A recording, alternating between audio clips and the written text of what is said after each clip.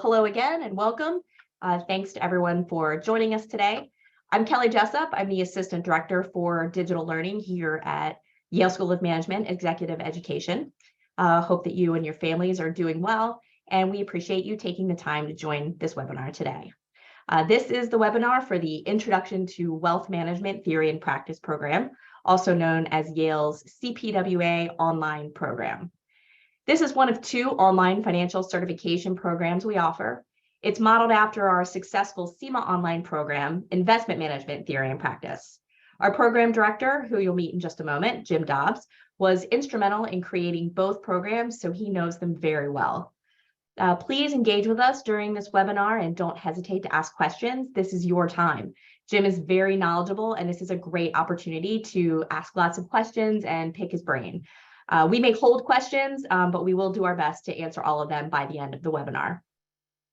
To ask questions, please use the Q&A button at the bottom of your screen. You can submit your question to everyone or just to me, but I suggest you send it to everyone because a lot of times, people have similar questions. And if you have any technical issues, please use the chat and I can help with that. So now I'd like to introduce our program director. Jim Dobbs is CPWA certified. He is also CFP and CIMA certified. He was a financial advisor for 25 years and ran his own RIA practice before retiring from it to work full-time in his financial education company. Jim has worked with different certifying bodies and universities for the last 20 years, helping to build and manage financial certification programs. More importantly, though, Jim has had extensive experience with the Investments in Wealth Institute. He personally helped create the CPWA certification and has served IWI in many roles, including as chair of IWI's Technical Advisory Board. Jim directed and taught in the classroom version of this CPWA course for many years and has now partnered with us to bring his expertise and enthusiasm to Yale and in turn to you. You'll see he's a passionate guy. He's committed to success and he measures his success based on yours. Please welcome Jim Dobbs.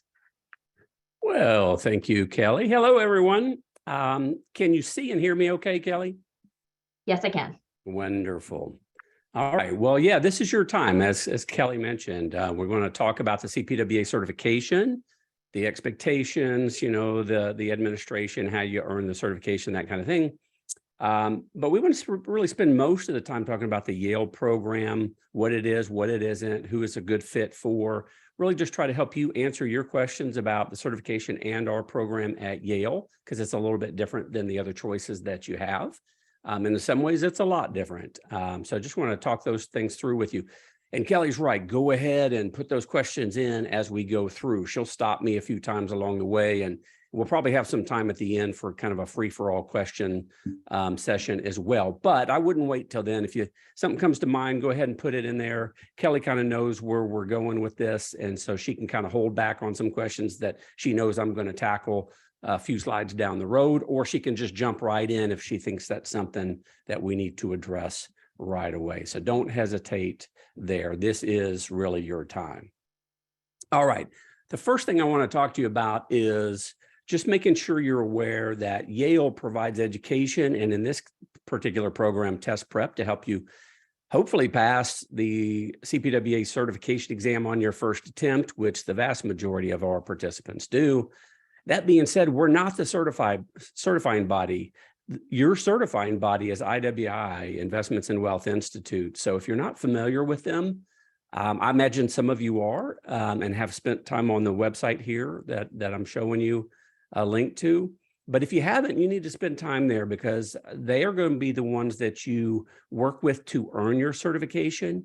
And then like me holding your certification, you're going to work with them on, hey, what do you need to do to keep it? Pay your dues, get your continuing education, that kind of thing. That will not be a Yale thing. That will be between you and your certifying body, IWI.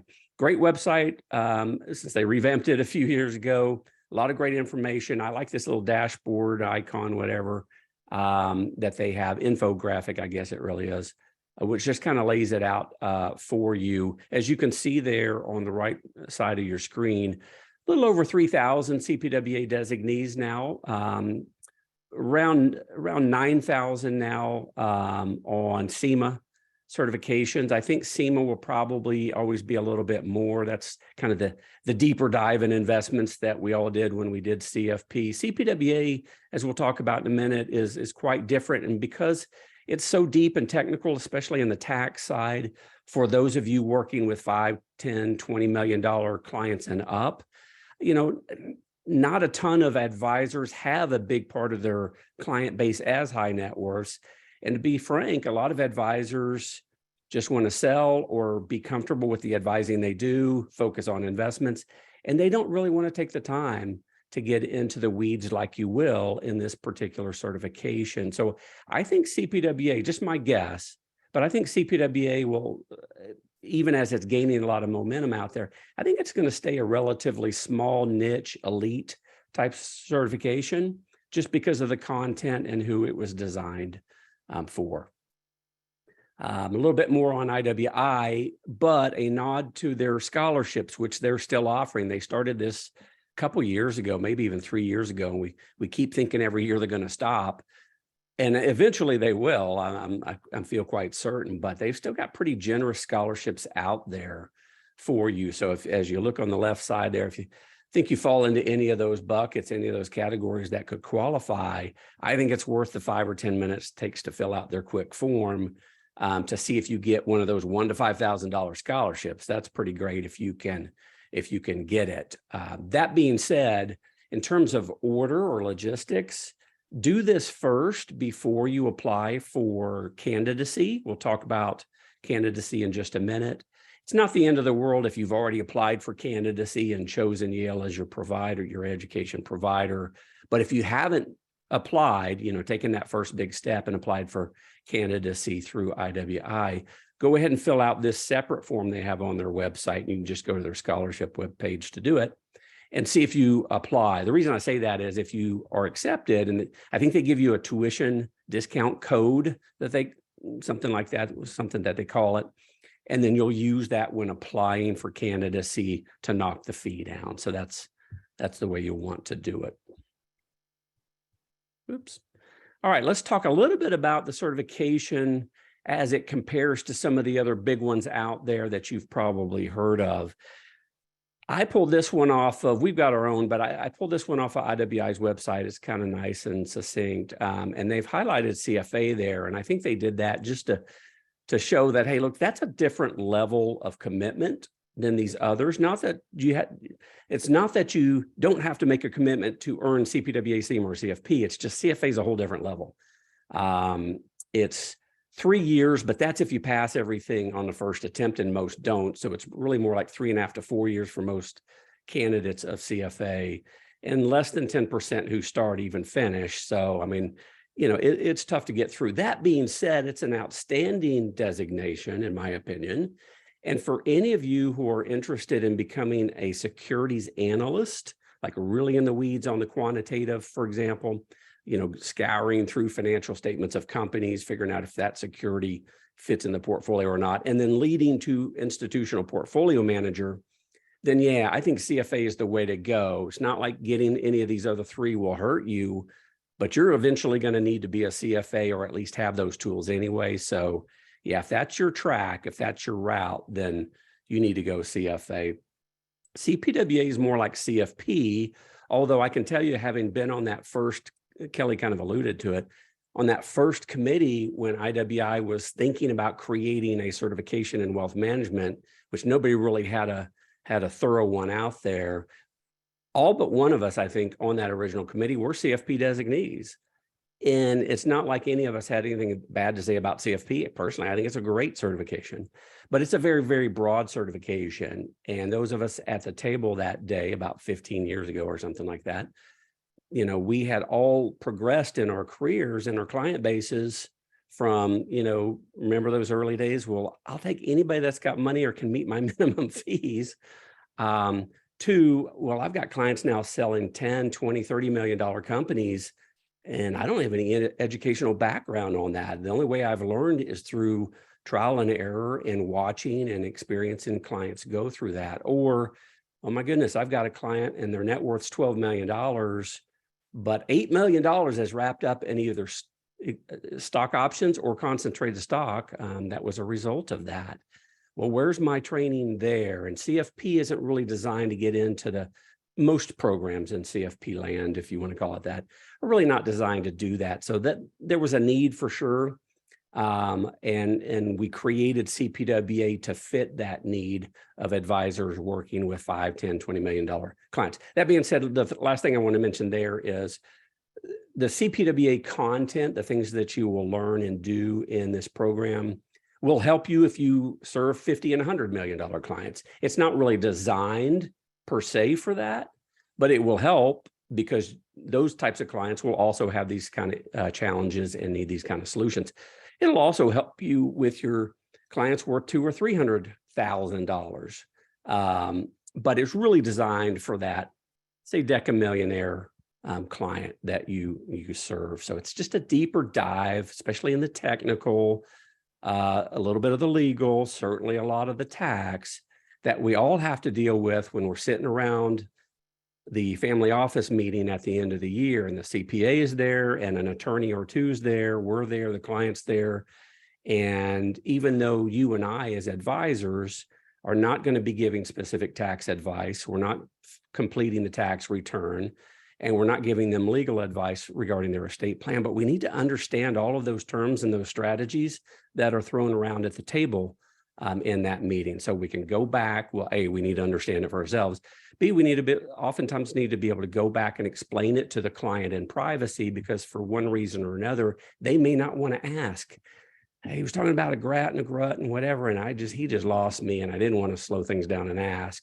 Great, that's your opportunity to step in with some education and add some real value. So here's some of the differences. Theme of the last one, completely investment. So it's just a deeper dive than what you probably did in your CFP program. And it's just for those who really want to up their game in the investment space. So if you have specific questions on that, you can ask in this webinar, or you can reach out to me personally. I'll be happy to kind of walk you through and give you some guidance the best I can. All right, now the process itself is pretty easy. It's kind of like 1, 2, 3, 4. You're going to apply for candidacy at IWI. Remember, they are your certifying body. They're going to run a background check and check your application and all that good stuff. If you get through that, then you're going to be eligible to do an education program. Now, when you complete the application itself, that's actually when you choose your education program for this particular certification. So you're doing your application, filling out your U4 information, your contact information, your experience, and all that stuff. And then you're going to check the box on which education provider. So assuming you're going to do Yale, and again, this webinar is meant to help you figure out if it's a good fit for you, check the box on Yale. Then you're going to go through our program. We're going to talk about the course part versus the test prep part in a minute. Then you sit for, pass that certification exam, and then you've just got some licensing paperwork to sign. They're going to run another background check on you, and you're done. So the process itself is pretty simple. All the stuff in between, maybe not so much. So we'll try to hit some highlights for you and put you at ease a little bit there. Hey, this is a really important for any of you who are not quite sure that CPWA certification is right for you compared to something else, or maybe at this moment in your career. You want to spend some time on the core topics. You need to spend some time on their IWI's website and then the candidate handbook, because that kind of lays out the rules and expectations. But you need to spend probably most of your time here if you're not sure. Here's just a quick visual of the honeycomb, I think is kind of their marketing theme these days. Which has got the human dynamics, right? The personal communication, psychological side of all of this. Then we get into the normal technical that you're used to, tax, investments and portfolio management, risk, asset protection, that kind of thing. Then we're going to focus on the high net worths that are closely held business owners, executive, et cetera. And then we'll wrap up with charitable and estate planning and kind of wealth transfer. That being said, there's about a 5-page color-coded PDF version of this. So you've got my emails, at least a couple of them right here. Feel free to shoot me an email. I'll be happy to send you the longer, more detailed color-coded version. It also has exam weights on it, by the way. You can pull that off our website or IWI's, but sometimes it's hard to find those things. So just shoot me an email. I'll send that to you. But the reason I think this is so important is If you're like, well, I think CPWA sounds good. Yale's obviously a great school. So I think maybe this is the one. I don't want you to be thinking maybe. You're going to put so much time into this. Forget the money for a second. You're going to put so much time and effort, and the opportunity cost is there. So you need to make sure that as you go through the 5-pager line by line and you're going, okay, I'm going to be studying these things week in and week out. Is understanding this better? Is being able to apply this in my practice, bring in new clients, serve my existing clients better? Is this going to help me go where I want to go in my practice or where I want my practice to go? If you spend 10 or 15 minutes just line by line asking yourself that, I think eventually your intuition is going to get pretty strong either way. Like, oh yeah, most of this would be really, really helpful. I'm already doing a fair amount of it, but I need to get sharper in this. And some of these things I don't know much about, but I need to, versus, well, maybe half of it was applicable. If you're in that camp, then don't do this. It's just too much of a commitment. And as much as it'd be great to have letters after your name and have the association with Yale, it's just not going to be worth anywhere from dozens to hundreds of hours to earn this certification. So read through the 5-pager. If that's really hitting your hot buttons on, these are all things I need to know for my practice, then you're probably in the right place. All right, a couple more, and then we'll stop and see if we've got early questions. A lot of great information. Some of it's third party. Some of it was put out there in terms of research and surveys by IWI, like this one. But if you need to still convince your superior that CPWA certification is worthy of your time, and or you're trying to get them to reimburse or even pay for this upfront for you, they've got some great tools, I think, to help explain it to a supervisor and to you as well. I like this chart, and they got a lot of these, but this one I like because I've seen this over the years, and this one really rings true. So the one question is, what are your financial professionals? What kind of services are they providing for you? And then the other one is where it kind of hits home is, please rate the importance of each of these types that your advisor provides to you. So you see a real big opportunity all the way to the right-hand side there in charitable planning, and then working with small business owners or privately held business owners. Yet they really need this information, and 61% is what they would value this at, and only 12% of their advisors offer this specific counsel, guidance, analysis for them as a small business owner. So I think a curriculum like this is really going to help you fill some of these gaps in the high net worth space. All right, I won't spend too much time on this because I think some of these are kind of obvious or at least intuitive. There are some real benefits in earning your CPWA certification. Higher compensation may be important to you, may be important to your boss. Clearly, the CPWA designees in the industry make more than those who have CFP but don't have CPWA. And those who hold CFP make more than those who don't have CFP.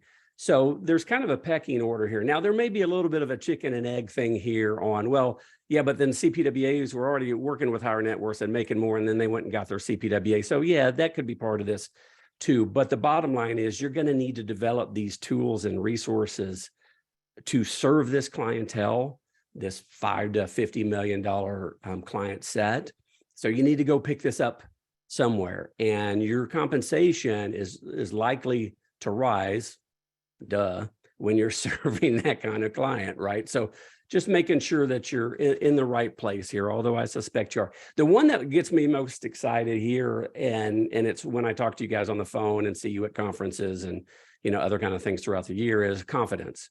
So it's, think of, and some of you are probably in this place right now, when you go into certain meetings with your clients and like say a really sharp tax CPA or a really sharp attorney, or business valuation expert, and you just kind of get nervous when you go in there. You're like, oh, I know we need to do this, but man, I just get all kind of keyed up when I go in on that. And I remember in the early days of my career, I was definitely one of those individuals.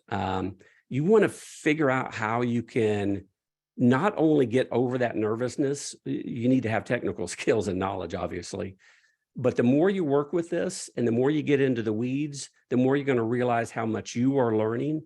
And at some point, you're going to start to realize, okay, I'm pretty sure now I know more than that CPA in this particular area of tax, or here's some strategies I know about that this client's estate planning attorney has never brought to the table. Why is that? This clearly is something that should be brought up and discussed. So it's getting to that point in the relationship, and your confidence is just going to go, sky high in some cases, and that's really fun to see. Okay, let's talk about program goals and objectives. And I'll put all three of them up there. These are the big ones for us. I think it's important that you know what we're trying to help you with before you really engage with an education provider. The first one is probably pretty obvious. That 5-page, 500+ topics list that I mentioned. Yeah, we want to cover all of that, and then the subtopics that we think are most relevant or challenging as well. So, everybody should have that as a goal if they're an education provider. The middle one is maybe the most important to me. It's harder to measure, but it's really, really important. This is not just about book smarts and theories and tax code and that kind of thing. Can you take this and plug this into your practice right now, even before you get certified? It's critical. If we ever can't meet that goal, then why are we even doing this? So that one's really, really important to me and the other faculty. And then lastly, as time goes by and you're getting closer and closer to your certification exam, I know I have a number of certifications. As you get closer and closer, it's just kind of like, okay, it's great and it's grandiose and it's about my clients and I'm learning. Awesome. This is going great. Oh, I'm getting closer to the exam. Oh, I'm getting really, really nervous about the exam. So we've built it that way as well, because we know you're going to be in that place anyway. So as you get closer and closer to your exam, you're just going to end up eventually just thinking about the exam. And when you get into the latter part of our materials, it's all about the test. That's not why you should be doing this, but it is a part of all of this, and we're sensitive to that. But I'm going to stop right there. And Kelly, let's see if we've got any early questions. We actually don't have anything open right now, so I think we can. Okay, well, let's forge ahead, but don't be shy. Questions are encouraged. All right, flexibility and convenience. Yeah, we started this pre-COVID. We certainly were not predicting a pandemic or anything like that. But I had been working with IWI and the board and senior management for a long time, and they kept saying, wow, the surveys from our candidates and prospective candidates are, we need to have an online version. We want to do this, whenever and wherever we want to. And we don't want to have to pick up and go somewhere for a week or more. If we fail the exam, need to do it again. So this was born out of that need, again, pre-COVID. Now it's become very handy and convenient because of what happened to all of us over the last 3 years. That being said, I think it's not just that it's online. You can download, copy, save, print anything you want, as long as you don't share it with anybody. The copyrights do apply. But the nice thing about that is you don't have to be online to do this program and study for your certification exam, because you do have that functionality. The only thing you really need to be online is to log in, of course, and then to take your required tests at the course level. Now, those are short tests that you do right after you watch a lecture or a few lectures.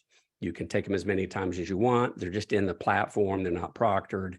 That's really the only thing you've got to do online. Everything, you could even watch all the video lessons and the test prep lessons.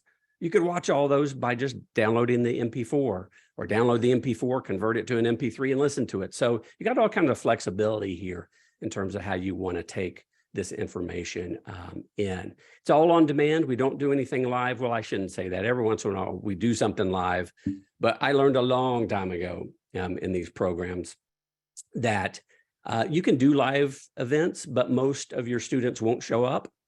They just want to watch it when they want to watch it. And so you can do them. And that's good for some interaction, but yeah, that's really not meeting the big need here. The big need is convenience. So if we do any new live sessions, like on a new tax law, for example, we may do a live session, but we're going to record everything, and everything is on demand. All right, this is a big one. It's study time expectations. There's clearly a range, but I've been doing this for a lot of years, and I've seen that 100 to 200 hours is pretty normal, really from start to finish.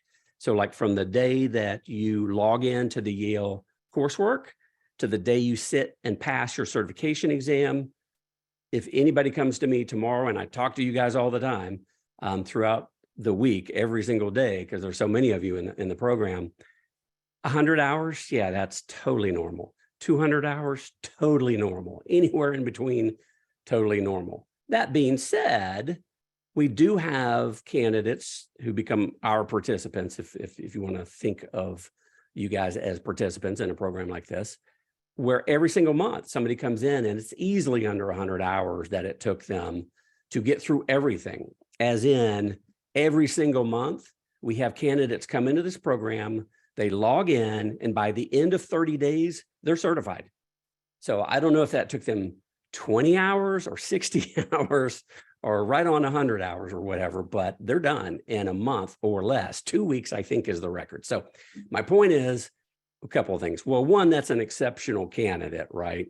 They've got time. They've already got some knowledge clearly coming in the door and some experience, but they were committed and they pushed through.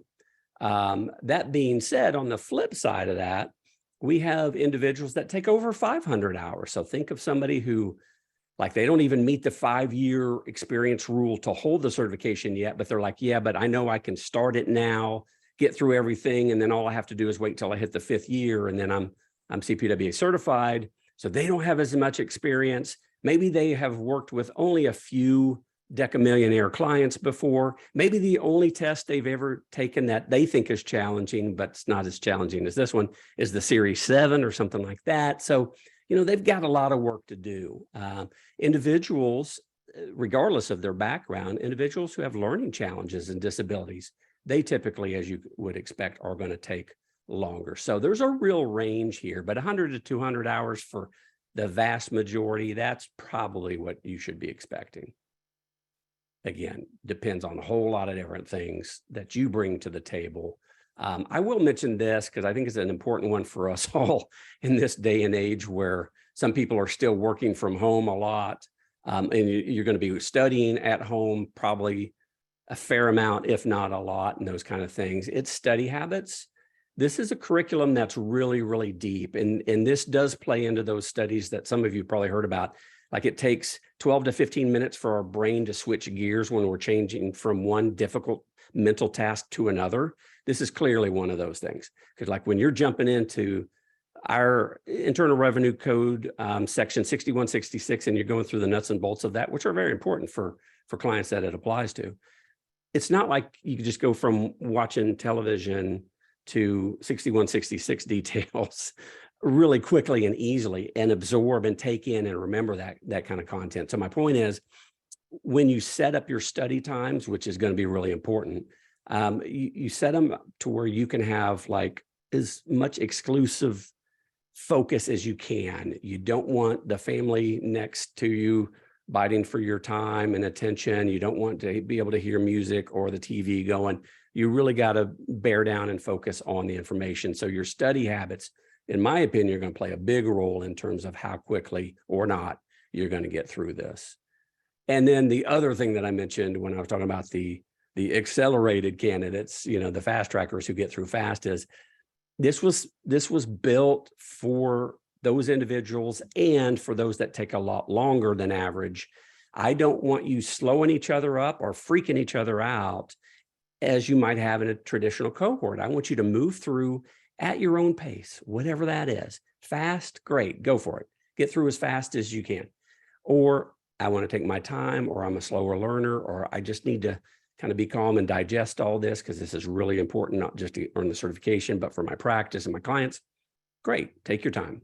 So you're not going to be bothered or made nervous by your fellow students. You'll get to talk to them. I'll explain that in a minute, but I just don't want your study paths to be crossing in a way that's going to be counter effective.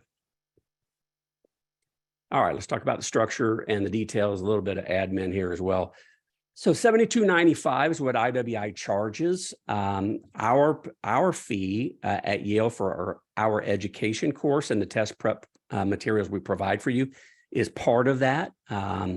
And IWI has those scholarships, which can knock it down. Some of you belong to firms in which they may have a small discount for as well. So you want to ask about that. And you wouldn't ask us because we don't control that. So you'll want to ask your certifying body, IWI, if there's a discount code that applies to you in your situation. I mentioned the scholarships again. That's worth 10 minutes. If it's me, if I can possibly get $1,000 or more to knock down this program fee, absolutely, I'm going to fill that out. Ongoing registration. This one's important. This is how we're a little different than some of the other options you have. We have ongoing registration. So you start whenever you want. You're not in a specific cohort in that regard. You don't start like March 1st and then go for so many months or whatever. Nope, you're just going to start whenever it works for you. And the guidance I would give you on that is look at your schedule, your personal and your professional, of course. And if you're like me when I was in practice, I could, predict some of the administrative and other duties I had to do for the firm or when I had my own RIA for so many years. A lot of that was predictable. Now with clients, I get it. You never know when so-and-so or so-and-so is going to call you up and there's a big, huge event, good or bad. And that just, you got to roll with punches. That's who you are and what you do as a practitioner. So I get it. You can't predict those, but look at all the other things that you're doing. If you look out over the next 3 to 6 months and go, hey, that looks as good a time as any. It's no time's going to be perfect, but that doesn't look horrible.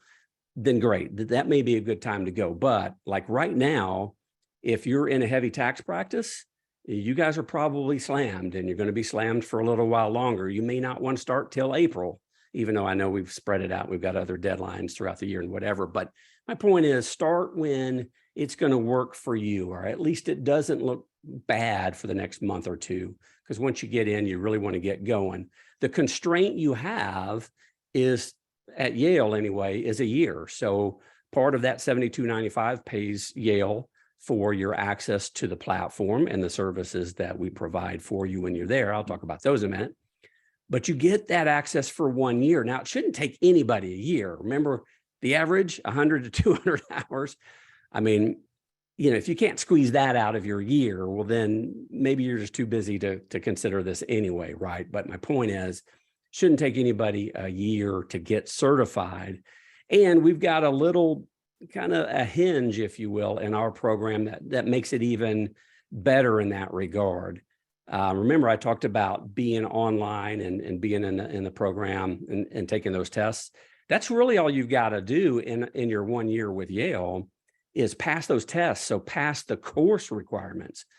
Because in theory, remember we talked about earlier, you could download all the test prep and just study off your hard drive. Just don't share it with anybody, but you could just study off your own hard drive as you get ready to take the certification exam. If you need extra time, which again, in theory, it really shouldn't happen to anybody, but occasionally it happens, then you can buy an additional access for a little over $2,000 at Yale. I think it's $2,250 for an extra year of access. And we do have people do that, like when their company's reimbursing them, that kind of thing. But again, if you got in a bind and you're paying for it yourself, it's not an issue. Just pass the course level test, download all the test prep, you're good to go. All right. I'll leave this up for you and just say a couple of quick things, and then we'll see if we've got any other questions out there from Kelly. So the pass rate's pretty high. This is a relatively new official certification. It is accredited now, by the way, which I think is very important. When you look at all the financial designations out there, well, very few of them are actually what we would consider certifications. And then even fewer, it's probably 2 handfuls now, of financial certifications are accredited at the highest level by one of the 2 national accrediting bodies. In this case, it's ANSI, ANSI, if you want to Google that and see what they're all about. Anywho, this is a pretty high end, about as high end as you can go, I would say, in terms of financial certifications. Our pass rate's pretty strong. I'm not going to make any promises that that's going to last. I think a number of things are going to happen. I think as this gets larger and more people know about it, I think we'll get less qualified candidates. I hope we'll always have a higher pass rate than the others. And I can't even remember there ever being a quarter where the Yale candidates did not have a higher pass rate, and it's usually a significantly higher pass rate than any other education provider. And as you would imagine, then word spreads, word of mouth referrals, that kind of thing.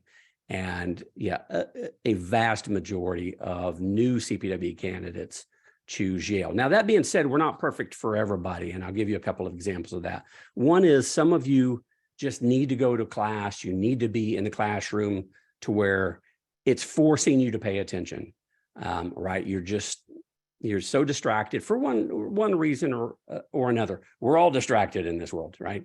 But if that's you and you're like, yeah, but I just don't think I can get this done without sitting in the class, well, then you may need to choose another education provider. Kind of leads to the second thing, and that's discipline. If you're like, either I'm just not that disciplined in this way, Jim, or my ADHD is going to get the better of me or whatever, well, then maybe you want to consider another program.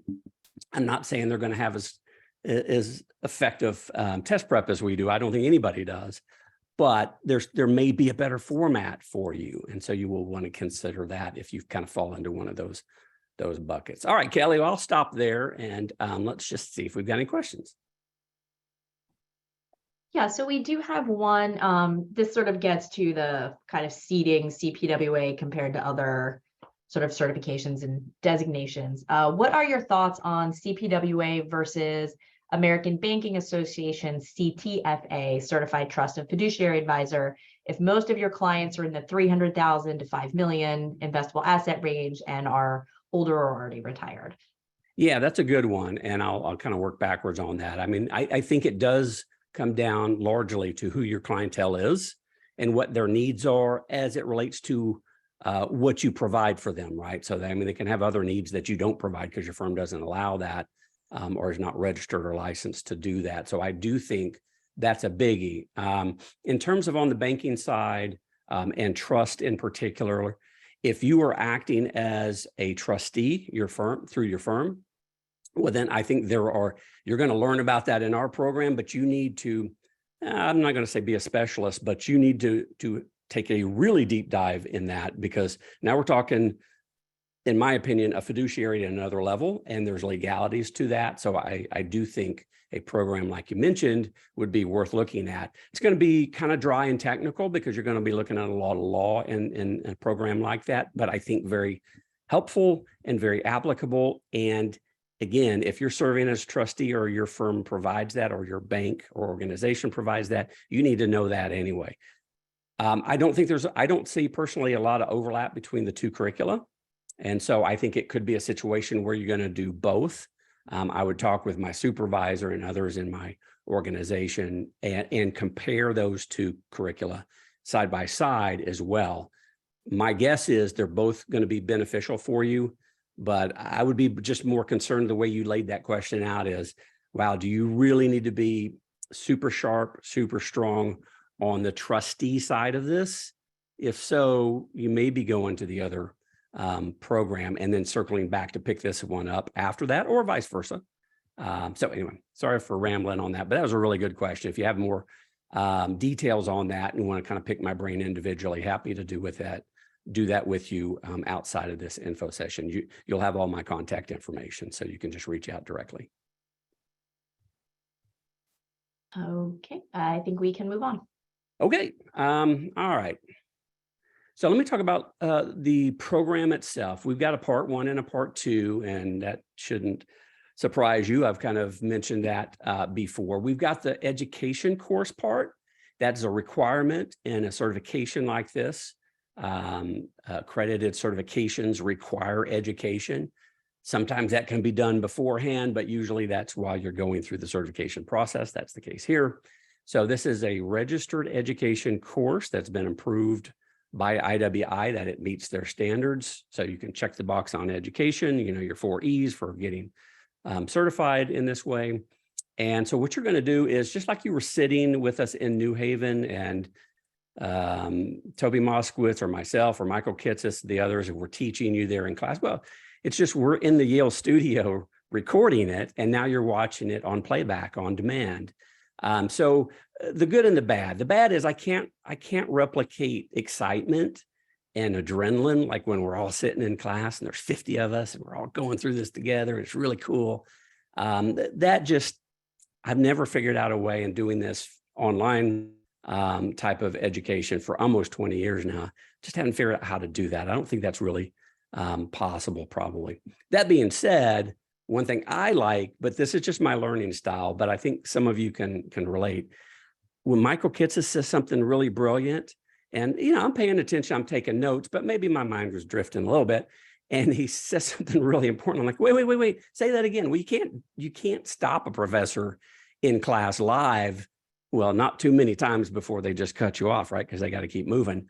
But not a problem on demand. I'm just going to grab my mouse and slide that cursor back a little bit and watch it again. And sometimes if you're like me, I'm like, I gotta watch that 2 or 3 or 4 times because it was really good, but it was really technical, really detailed.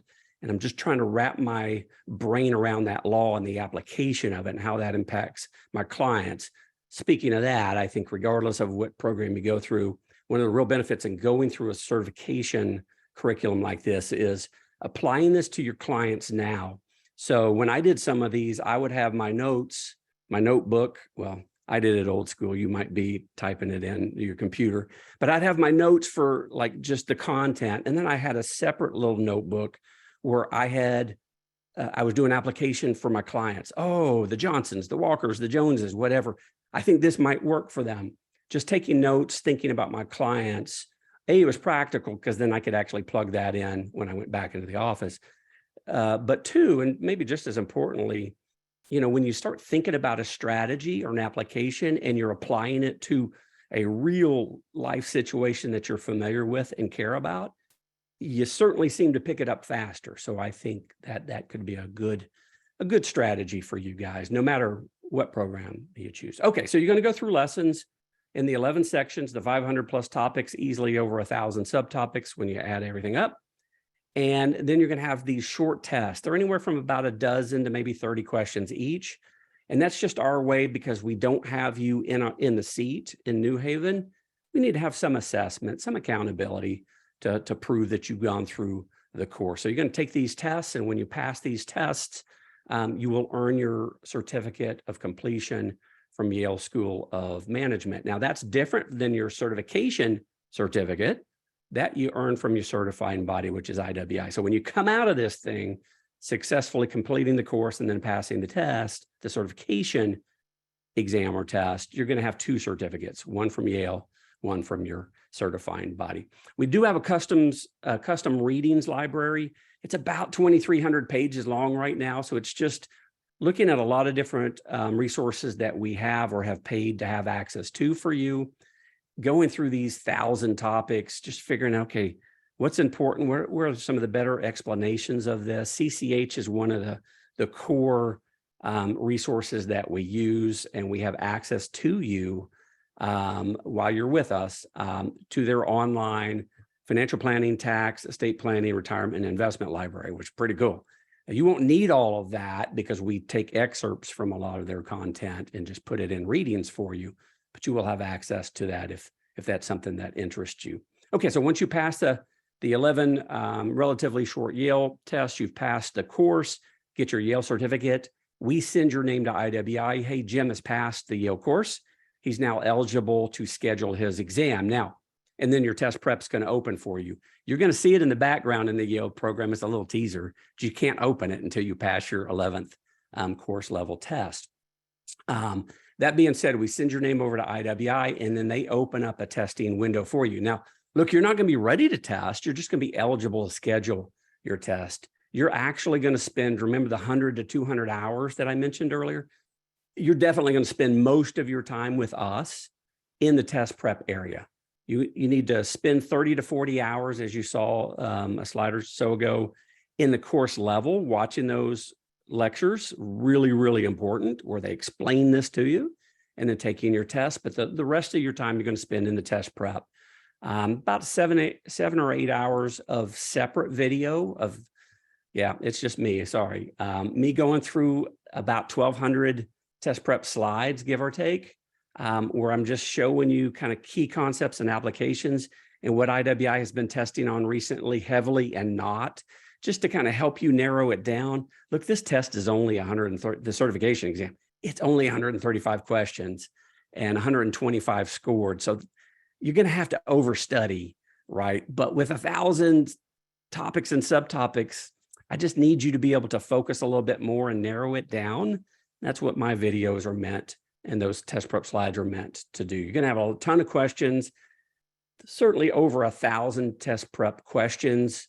That's going to be between a practice, a mock exam, if you want to call it that, and all the practice sets in the 11 sections. Hey, we used to have multiple mock exams, but hardly anybody took more than the first one. They were so tired by the time they finished and they thought they were ready. So I just took the questions out of the other mock exams and rolled them into the section. Here's what you need to know from me. I think practice questions are really important, but they're not the only way to learn, and they shouldn't always be your primary focus. The slides are really important. The readings can help fill in the knowledge gaps. The videos are helpful for explanation, that kind of thing, and they're all important. But with practice questions, you do need to have enough of them. And I think 1,000, give or take, is about right for this, having done this for so many years. I'm much more concerned about the quality of the question than the quantity. So you've got solutions, you've got referring back into your material if you need to take the deeper dive, that kind of thing. So it's a combination of study and all of these things that is going to help you pass the exam on the first attempt. And like you saw, the vast majority of our candidates do. So just follow the plan, trust the process. You are not the first. Many, many, many have gone before. You plug yourself in, put in the time, you should be fine. All right. I mentioned the exam, 135 questions. They're all multiple choice. They're all 4 answer choices. That is the scheme for IWI that they've used on all their certification exams for a long time. I don't hear anything about them changing, like CFA, right? They do multiple choice, at least the first exam. I think the second one too is till the third that you get into kind of more open-ended questions. But CFA has gone to 3 answer choices. IWI and CFP boards still use 4. So 125 scored, 10 are beta, what we call unscored beta items, and you won't know which ones they are. All the certifying bodies do this, and we'll give you some ideas on how to identify those in our course. But most importantly, there's only 10 of them. So you're just going to pretend like they're all scored, since you're not going to know anyway, and move forward.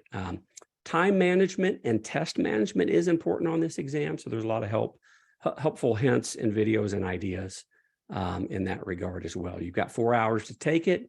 It's online, but you can take that in a Pearson View Testing Center is who they're using currently for kind of on-site exams, and then ProctorU they're using for home testing. Still online, but home testing. I lean towards you guys taking it at Pearson View. It's not a knock on ProctorU per se, but pass rates are lower on, not huge, but noticeably lower for home testers. I think there's a number of reasons for that, but we give you some ideas on which one to do in our program as well. Calculator policy, real fast, but important.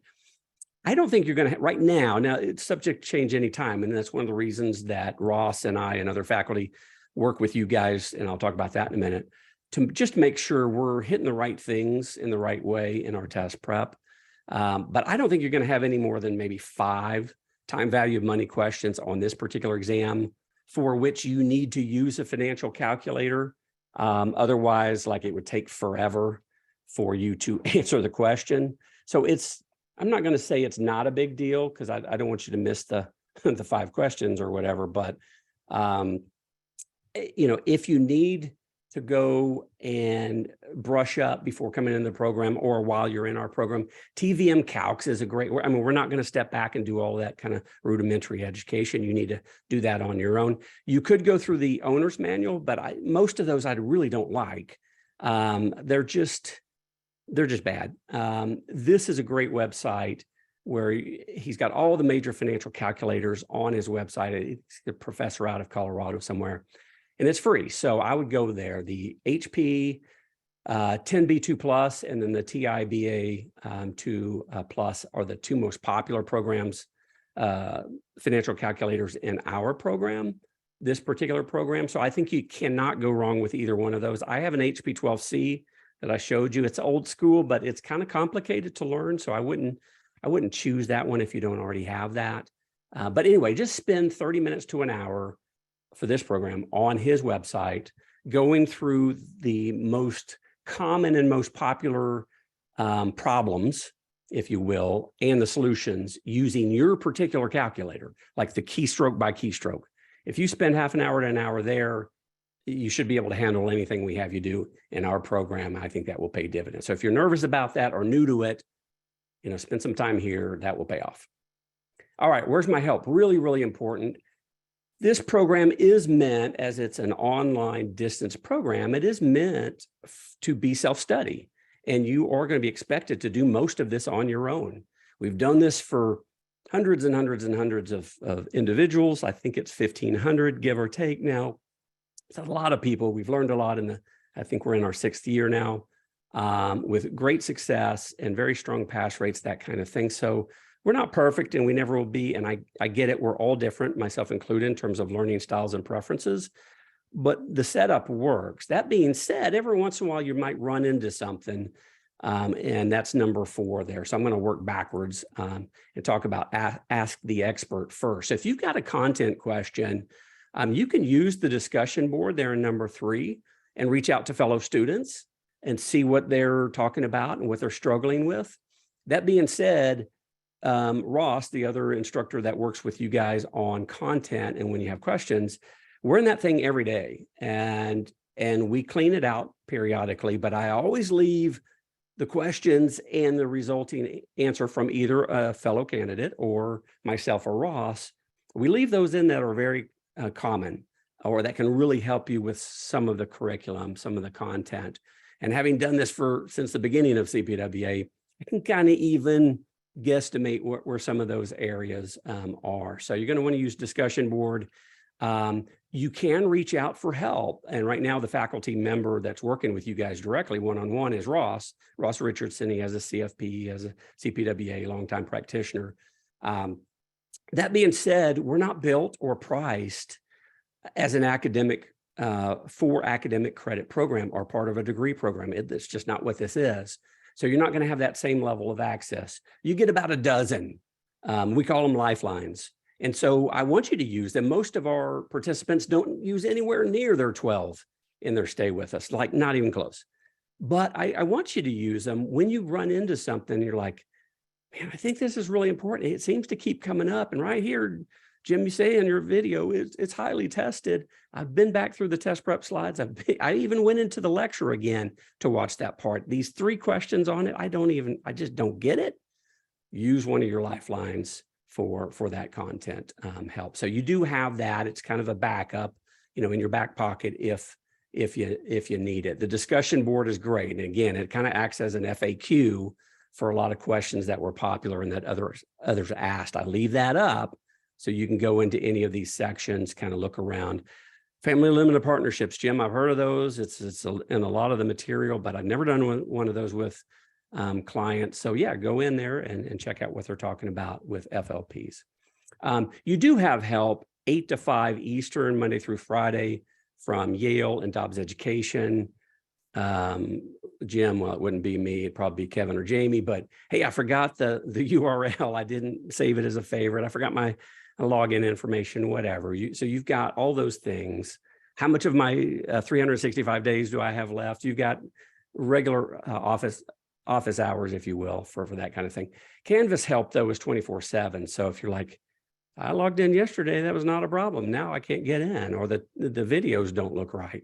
It's probably because you're on a different server or a different operating system, or your browser is different. Sometimes the browser affects those. But so Canvas Tech help is available 24/7 in that regard. So yeah, you do have help, but it's not something that you need to be thinking, hey, look, I'm going to be reaching out every day or even every week. That's another situation in which program's great. It works. We're not perfect, but it definitely works.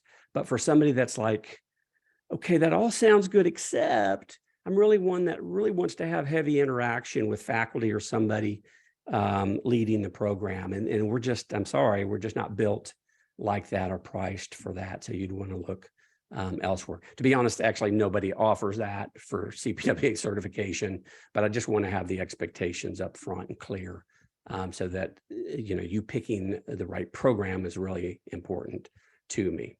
All right, I'm going to let you look at the faculty bios and names here for just a second, but you can go to the website. I think we have actually 7 more.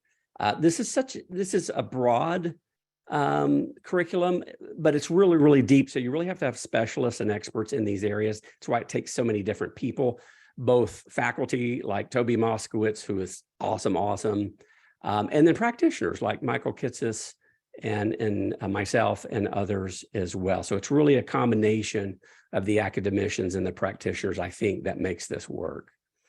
I'm very proud of our scores and our participant feedback.